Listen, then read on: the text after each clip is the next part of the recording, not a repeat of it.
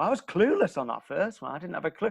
I didn't even know there were races other than marathons. Well, after New York, I'd knocked that time off it, and I started to get into it more, and I started to run more, still pretty much on my own, but I started to knock chunks of time off, so the next one I did like 3:40 or something, and then I wanted to get under 3:30, and I achieved that, and then I wanted to get under 3:15, and I got that.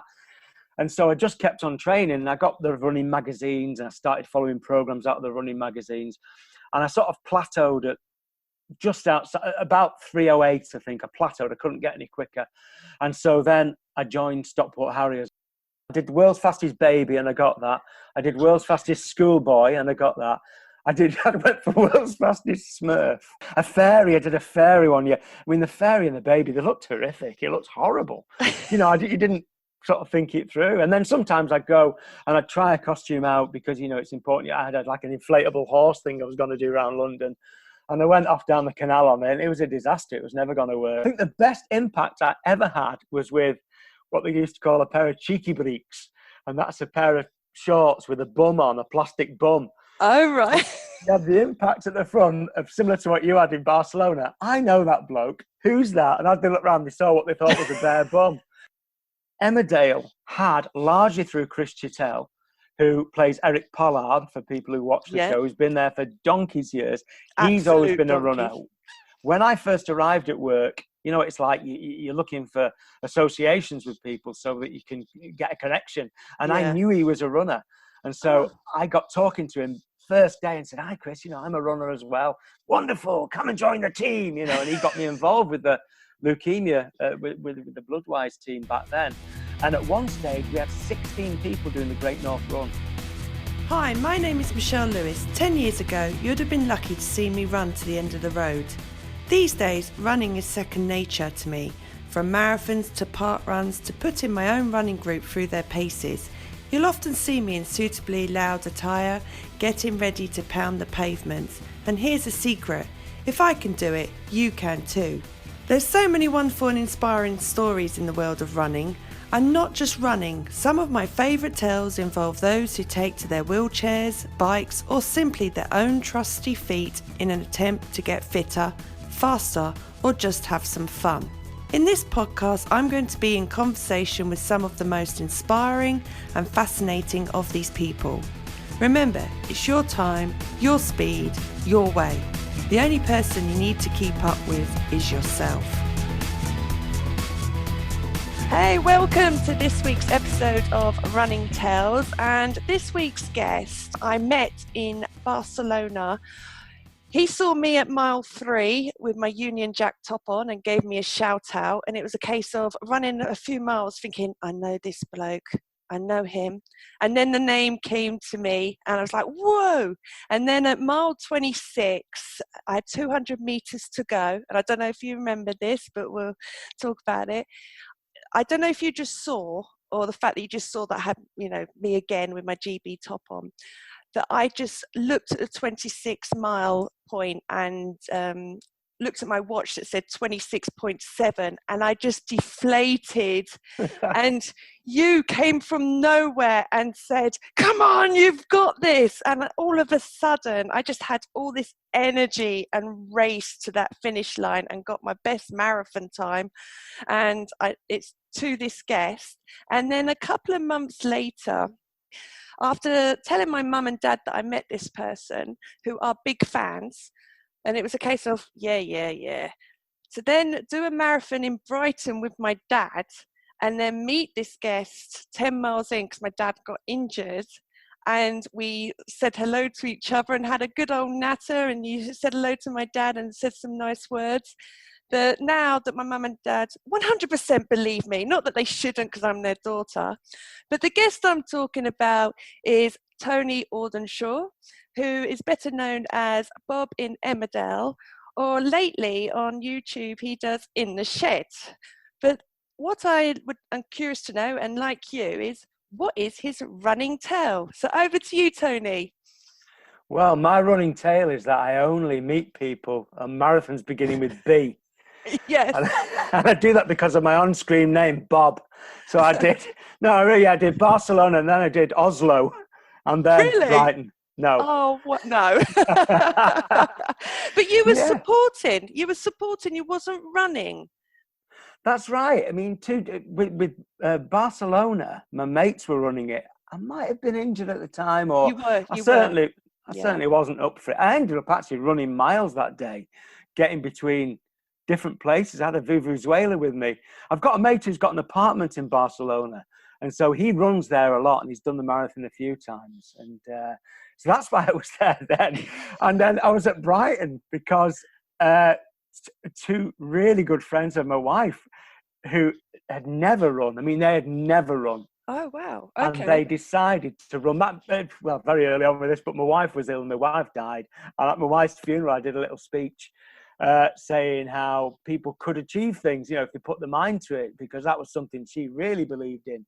And I didn't realize, but I'd sowed a seed with her oldest friend, Sharon, and her mum, Olivia. And then like 6 months later, I got a message off them saying, we've just completed the Manchester Half Marathon and we're going to do Brighton. And so we went down to support them, and we got her old schoolmates together as well. And they surprised her at Brighton as well. I've got to say, Brighton was, it was a totally different experience for me, because Sharon and Olivia were further towards the back of the pack. And I spent a lot of time chatting with people at the back of the pack, and, you know, learned a lot from the experience. You met the fun runners. You met the serious marathon runners. It Not wasn't the much fun elite. for some of them. Well, yeah. But I mean, you know, whatever level you're running a marathon at, it's hard work.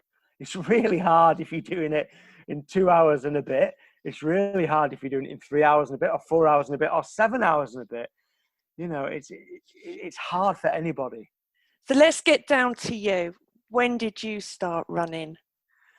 I ran a bit when I was at school. I did cross country mainly so I could get home and watch Pebble Mill at 1.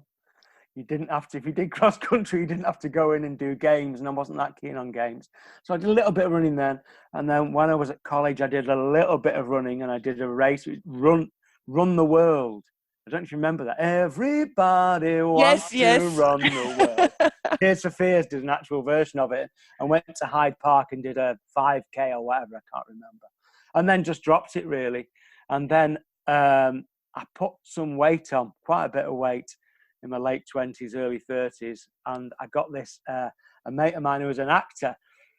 You know, it's quite a small sort of business. And I met him. How are you doing? Yeah. Oh, I saw Julian. And he asked me about, he said he'd seen you. He said, is Tony still Fat? yeah. Big bones, big bones. And I was, you know, and it resonated with me. And so I signed up for Manchester Marathon then in 1996 and went and did that. It was horrific. So when you started and you signed up, did you start on your own, or did you join a club, or did you just run with some friends? What got you through mentally to get through that first race? I just did it on my own. I remember going to Ron Hill's shop in Hyde, which was near us, and buying these bright green shorts, proper short runner shorts, and a purple vest. And then going out for my first run, and my wife just laughing at me. Look at the state of it. Please tell me you wore a jock strap or something. You did wear pants with the short shorts. Well, I do tend to wear an underpant under my shorts. I think it's essential.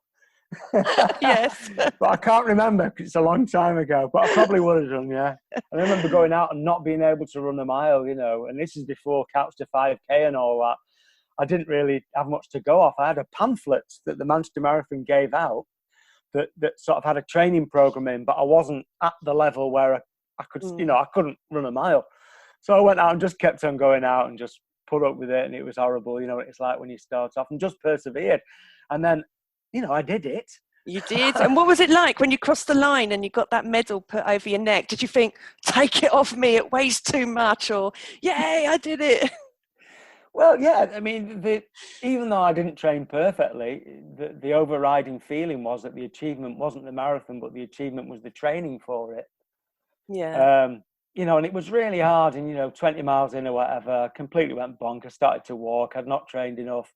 I found some dextrosol at the side of the road, and I ate them, and they gave me a bit of a boost. And I struck it lucky in that when I finished the race, they were filming a TV show called Born to Run, and I knew a couple of the actors on it, and I saw them and they got me in with the tucker truck, and I got to eat a decent meal afterwards. But I thought after it, never again. I'm never going to do that again. It was absolutely terrible.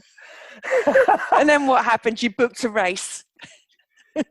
Well, I left it a few years to 99. Then my mum was ill. My mum had cancer. And I thought, well, I've done it once. I could maybe do another, at the time they did, it was cancer research. It was the Imperial Cancer Research Fund, which has since become Cancer Research. And I believe they've even joined up with somebody just this week. So they did a thing where you went to New York, and you got your trip paid. Other people paid for your trip, you know what it was like. And you raise money and then you go over. And so I did New York Marathon for Imperial Cancer Research. And of course, just the fact I'd carried on running a bit during that time. I got a net time under 4 hours. That one in Manchester I did 4 hours, either 4:19 or 4:24. I can't remember, but I showed an improvement of about 20 minutes, maybe more, and that really sort of spurred me on to think, oh, actually, it wasn't as bad this time around. Maybe I could do more of these. Do you think it was because it was New York, the biggest marathon in the world, and the support is amazing over there?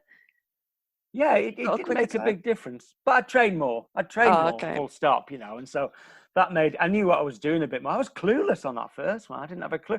I didn't even know there were races other than marathons that you did. Oh, right, okay. Oh, yeah, I didn't have a clue. So then what happened after New York? Well, after New York, I'd knocked that time off it, and I started to get into it more, and I started to run more, still pretty much on my own, but I started to knock chunks of time off, so the next one I did like 3:40 or something. And then I wanted to get under 3:30 and I achieved that. And then I wanted to get under 3:15, and I got that. And so I just kept on training and I got the running magazines and I started following programs out of the running magazines. And I sort of plateaued at just outside, about 3:08, I think. I plateaued. I couldn't get any quicker. And so then I joined Stockport Harriers. I joined a running club and started going to track. And that, because I knew I'd got as far as I could doing what I was doing. And so it made a massive difference to my training, and for somebody who's not a natural runner, I'm not. You say that, but to get just over 3 hours, knock an hour off from your first marathon to then, you obviously, and you're not getting younger, not being horrible, you're getting older, but you're getting faster. So you're showing that age is not a barrier. Well, it's a while ago, though. This is a while ago. This is like 15, 15, no, ignore 20 that years bit. ago. We'll edit that bit in the podcast. Let's be honest. Well, it's age, isn't it, Barry, at the same time? I know a fellow, Derek Ivans, who, he got all his PBs from 5K to 50 miles at the age of 50. So, really? I mean, they say that you're on a 10-year improvement curve. I know that's only a rough guidance, but actually, if you train properly, the improvement that you get off that curve can't beat the decline that you get that I've discovered since as I've got older. And that's the weight. More. That's the weight when you put grow your beard and that. That's what we'll say there. Yeah, but I don't mind. It's part of. I know that I worked really hard to achieve those times. And I really wanted to get under 3 hours. And after a few years, I did it. I did it in 2004. It took me a long time to do it. I got 3 hours and 4 seconds at London. That was really difficult to cope with at the time because I was so obsessed with running then. I was really into it. So what was back then when you was obsessed, was you running every day or what was your weekly training? Twice a day. Twice a day as well, too much really. But I'd go to track Tuesday, Thursday, and I'd do a long run, paced long run on Sunday. I'd do a threshold run every week, and then I'd fill my week in, and do 70-mile weeks just regularly. Wow. Running was high up on my agenda of importance at that time. And so you didn't think about aiming for the Olympics then at the rate you was going? Maybe at Bools or something, but I'd get nowhere near there running. So what's your running now? What is it, your distance for races? I know we're in COVID at the moment, but before that, what's your ideal distance? Well, I don't race much anymore, really. I enjoy. I went from doing marathons and did a lot of marathons. How many?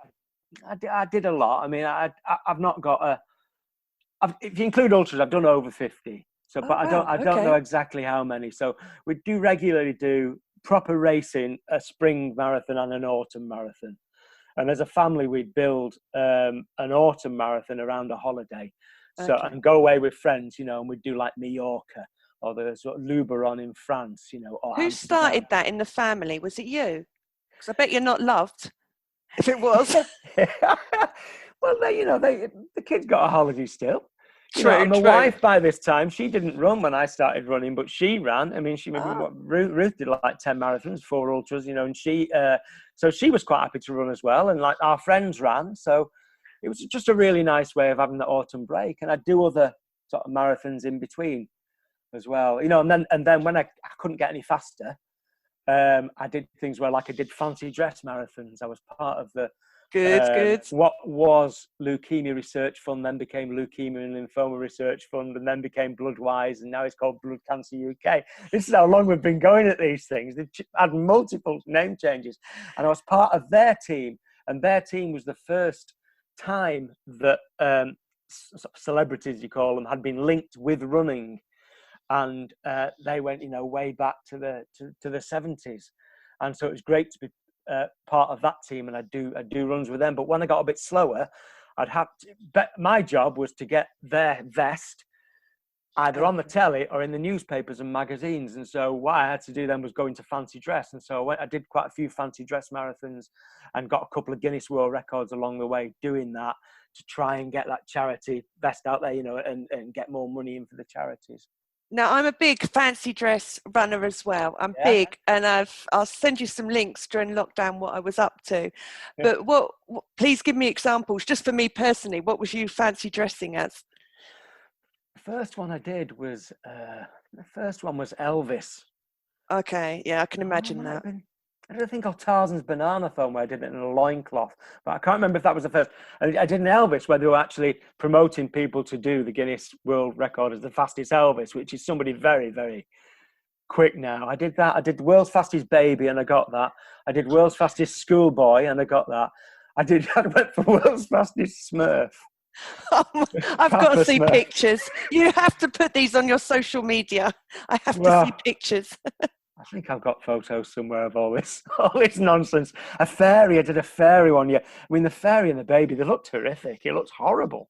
You know, you didn't sort of think it through. And then sometimes I'd go and I'd try a costume out because, you know, it's important. I had like an inflatable horse thing I was going to do around London, and I went off down the canal on it, and it was a disaster. It was never going to work. So I just did the race once with Emu, with some Prince Charles ears on the top hat.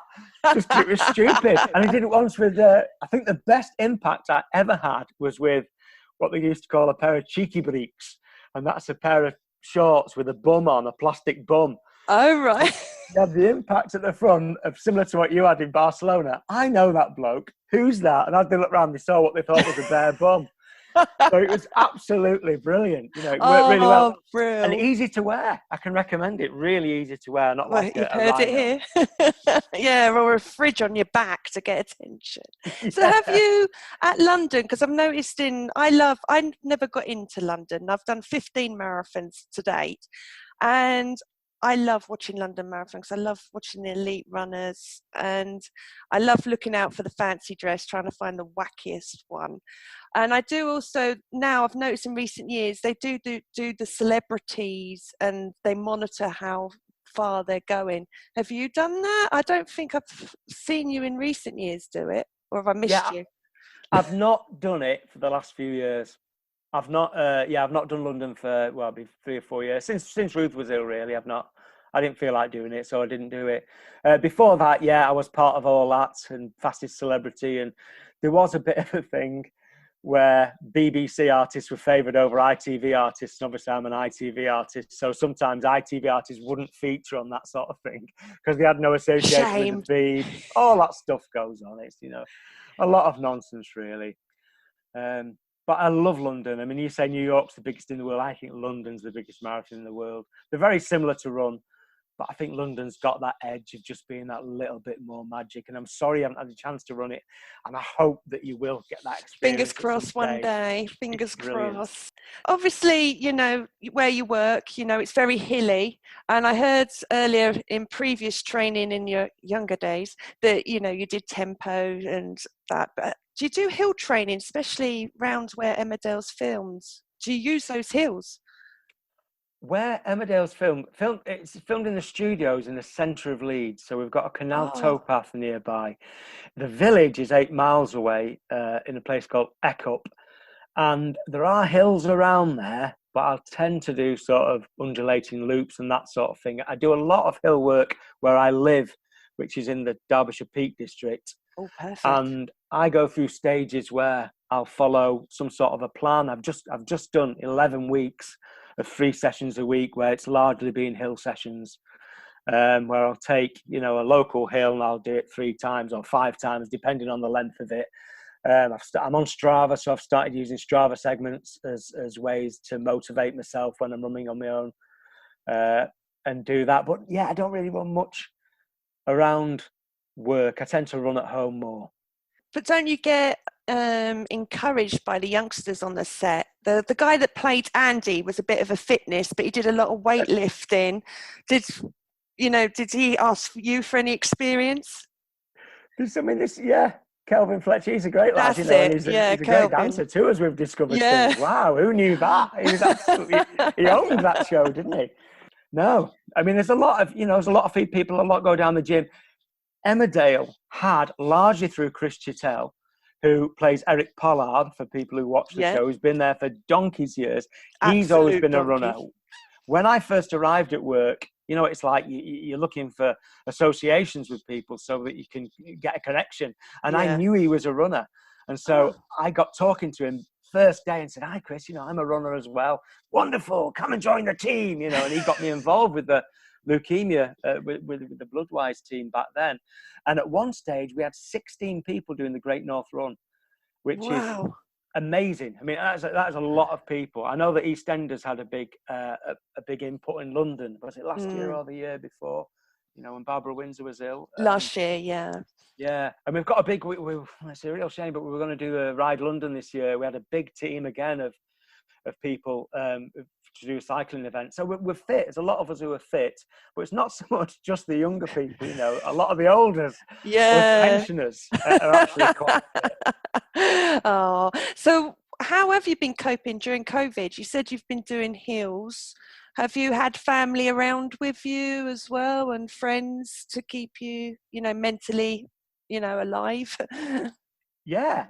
I mean, early on, it was a very different picture, wasn't it? And I didn't go out. I've got a treadmill, which I'm lucky to have. I've got a Zwift bike, so I can exercise in the home if I want to. I was nursing a little injury early on as well, so I didn't really, those first few weeks, I didn't go out much. Then tentatively would go out for runs, hoping I didn't see anybody and all that, following the guideline. You know what it was like? Terrible. Oh, look at them. It was like Invasion of the Body Snatchers, wasn't it? But since then, pretty much, I mean, it does seem, certainly anecdotally, and hopefully we'll get some proof through, soon, that there's very little passing of the virus outside. What's within 1 case, 2 cases that they found. So I think we're all right, really, running outside. It'd be great to have a bit of proof. I know Parkrun have part-funded a research, haven't they, recently into it. So let's hope we get the results of that, and we can all get out running as much as we like.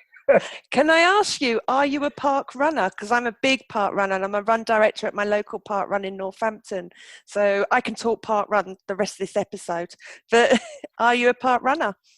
I do park run. Yay! I don't park run loads and loads and loads. I park run very early because obviously I knew Tom Williams, who CEO of Park Run, and I knew Tom because Tom was married to Helen Williams, who was the photographer at our works. So I used to run a lot with Helen. So I met Tom through Helen. Okay, we used small to world. run together all those years ago. And then Tom was mooting doing a podcast, which I didn't really know what a podcast was, about running, with Martin Yelling, called Marathon Talk, and he was just asking for guidance, any ideas about it, blah, blah, blah. And I said, well, if you want, I'll do a little piece every week. And so I started to do a thing called Tony's Trials on Marathon Talk way back 10 years ago, not knowing how long it'd last. But sorry, it's a convoluted way of getting to parkrun. So I knew he was involved with parkrun. I did the Leeds one very early on, and I did the Bramhall one, which was very, very early on, maybe one of the top 5. And local to me are Marple and Lyme Park, which is a bit like a fell race. I know we shouldn't say the word race, but it is. So sometimes I'll go along and run those and make it part of a long run. But my hours are so odd in the week that I get lots of time in the week to run. So I don't really make it part of I must do parkrun. I understand it. I understand totally how people love it so much. And how it's an amazing part of their lives, and I will go, and I volunteered a few times, but it isn't. Good. That was my next question. Have you volunteered? Because if you haven't, you'll go down in my estimations. Yeah. Well, I have done. Yeah. At Lyme Park.